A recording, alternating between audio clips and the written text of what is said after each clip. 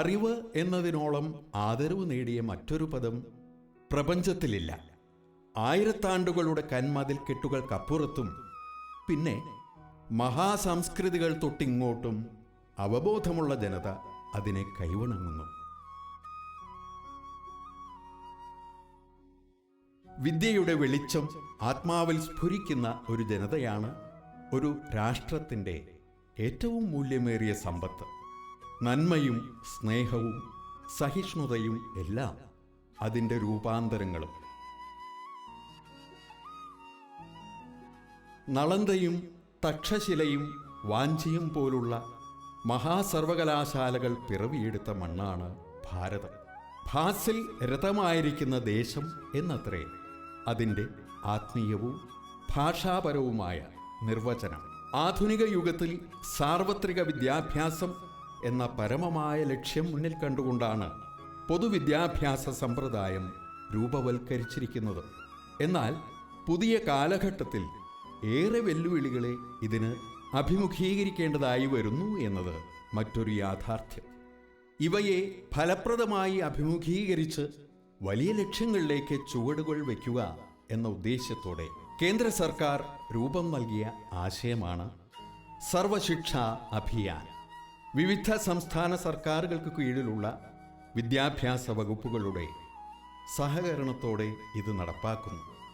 ഇത്തരത്തിൽ സർവശിക്ഷാ അഭിയാന്റെ തൃശൂർ ജില്ലാ യൂണിറ്റിൻ്റെ ഭാഗമായി പ്രവർത്തിക്കുന്ന BRC അഥവാ ബ്ലോക്ക് റിസോഴ്സ് സെൻ്ററുകളിൽ ഒന്നാണ് പഴയന്നൂർ BRC.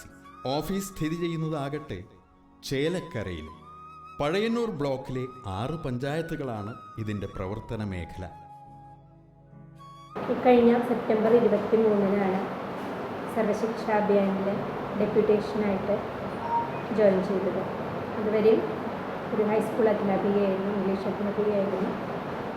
23-ാം തീയതിയാണ് ഞാൻ അറിയുന്നത് എനിക്കിവിടെ ഒരു UPO ചാർജാണ്. ആദ്യമൊക്കെ നല്ല പകപ്പായിരുന്നു, അങ്കലാപ്പായിരുന്നു. എന്താ ചെയ്യുക?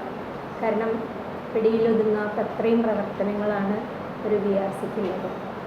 ഓരോന്നായിട്ട് പഠിച്ചു വരികയായിരുന്നു ഓരോ വിങ്ങിനെ കുറിച്ച്.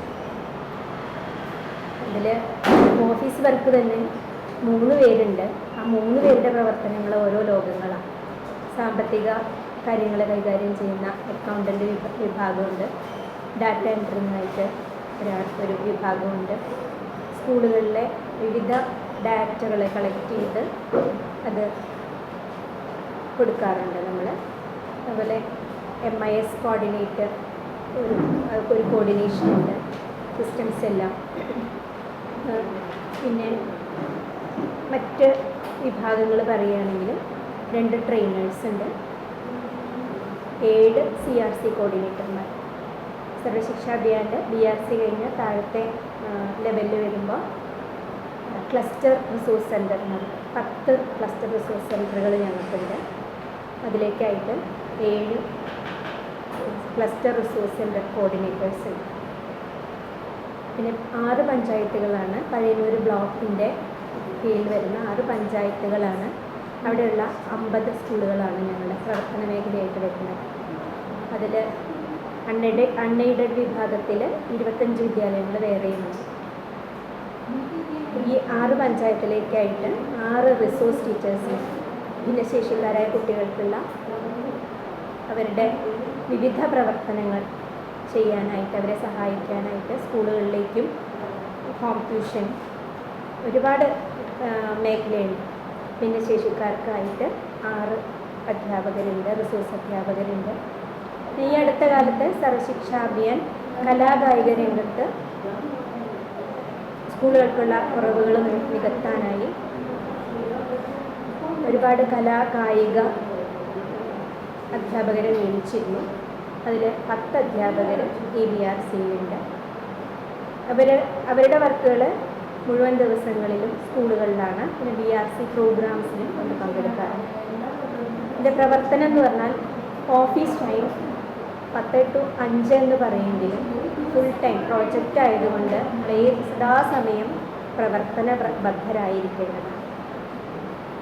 അപ്പോൾ സമയം നോക്കാതെ തന്നെയാണ് എൻ്റെ ഓഫീസിലുള്ള സഹപ്രവർത്തകരാണെങ്കിലും കൂടെയുള്ള CRCമാർ ട്രെയിനേഴ്സ്, റിസോഴ്സ് ടീച്ചർമാർ, ഇപ്പോൾ വന്നിട്ടുള്ള പുതിയ കുട്ടികളായിട്ടുള്ള കലാകായിക അധ്യാപകരെല്ലാവരും ഇവിടെ വർക്ക് ചെയ്യുന്നത്. ഈ സിസ്റ്റത്തെ കോർഡിനേറ്റ് ചെയ്യുക എന്നുള്ളത് ശരിക്കും പഠിച്ചു വരികയാണ്. ഇങ്ങനെ ഏതെല്ലാം വിധത്തിൽ ഇതിനെല്ലാം കോർഡിനേറ്റ് ചെയ്യുമ്പോഴാണ് ഒരു BRCയുടെ പ്രവർത്തനം നല്ല നിലയിലെത്തുന്നത്. 50 പൊതുവിദ്യാലയങ്ങളും 27 അൺഎയ്ഡഡ് വിദ്യാലയങ്ങളും ഇതിൻ്റെ പരിധിയിലുണ്ട്. അക്കാഡമിക, സാമ്പത്തിക, ഡാറ്റ എൻട്രി തലങ്ങളിലാണ് പ്രവർത്തനം. 1 മുതൽ 8 വരെ ക്ലാസുകളിലുള്ള കുട്ടികളാണ് ഈ പ്രോജക്റ്റിൽ ഉൾപ്പെടുന്നത്.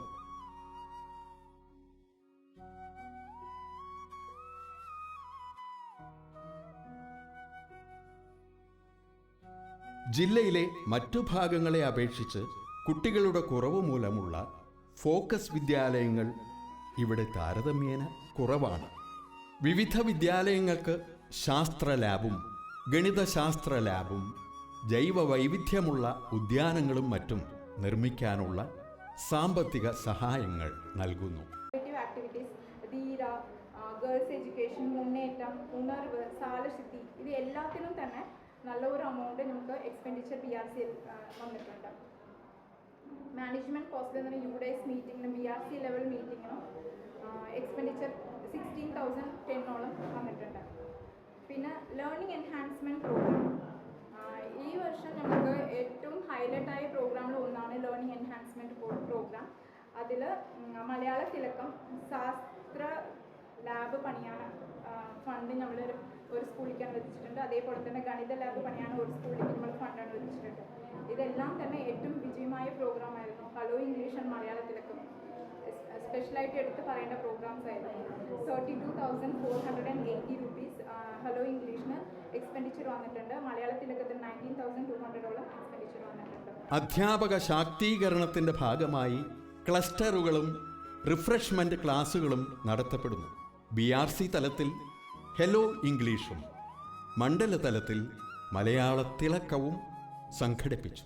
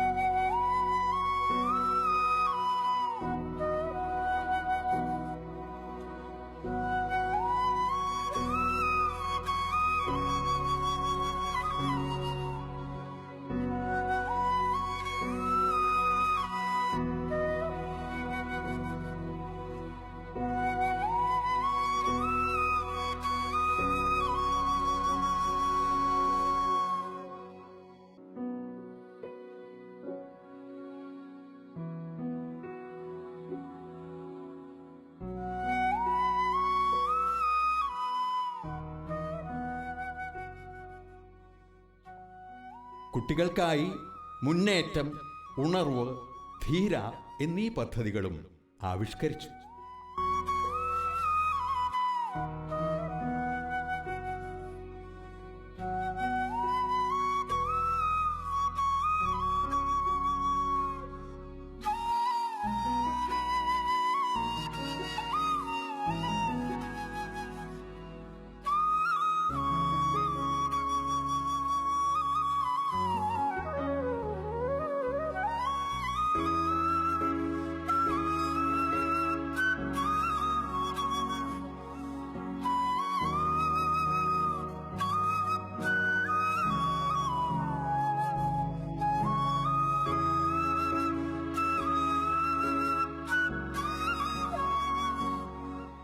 ന്യൂനപക്ഷ വിദ്യാർത്ഥികളുടെ വിദ്യാഭ്യാസ ഉയർച്ച മുൻനിർത്തിയാണ് ഉണർവ് എന്ന പദ്ധതി രൂപീകരിച്ചതെങ്കിൽ, ദളിത് വിദ്യാർത്ഥികളുടെ കായിക പരിശീലനത്തിനായാണ് മുന്നേറ്റം നിലകൊള്ളുന്നത്. ധീരയാകട്ടെ പെൺകുട്ടികളിൽ നൂതന ആശയങ്ങൾ നിറയ്ക്കുന്നു.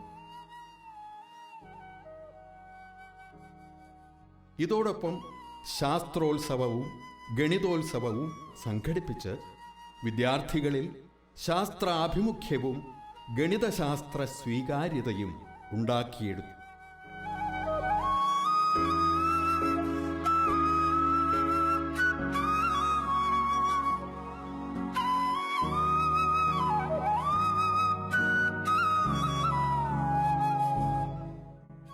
ഇതിനു പുറമെ ഡാറ്റ എൻട്രിയും MIS കോർഡിനേഷനും കൃത്യമായി നടത്തപ്പെടുന്നു. ഇതിലെല്ലാം ഉപരിയാണ് സമൂഹത്തിലെ ഭിന്നശേഷിക്കാരായ കുട്ടികൾക്കുള്ള പദ്ധതികൾ. SSA പ്രോജക്റ്റിൻ്റെ 60% ഫൈനാൻഷ്യൽ എയ്ഡും ഈ മേഖലയ്ക്കാണ് നൽകപ്പെടുന്നത്. ദൃശ്യ ശ്രവണ സഹായികളും വീൽ ചെയറുകളും ഉൾപ്പെടെ വിവിധ ഉപകരണങ്ങൾ കുട്ടികൾക്ക് നൽകി വരുന്നു.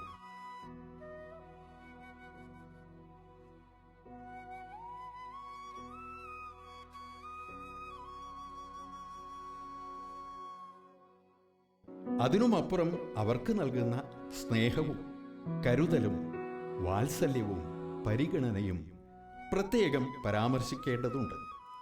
മുഹസീനയും മുഹമ്മദ് ഹാരിസും ശ്രീ ശിവഹരിയും ദേവദാസും ഷൈനും എല്ലാം നമ്മുടെ സഹോദരങ്ങളാണ്. ക്ലാസ്സിൽ പോകാൻ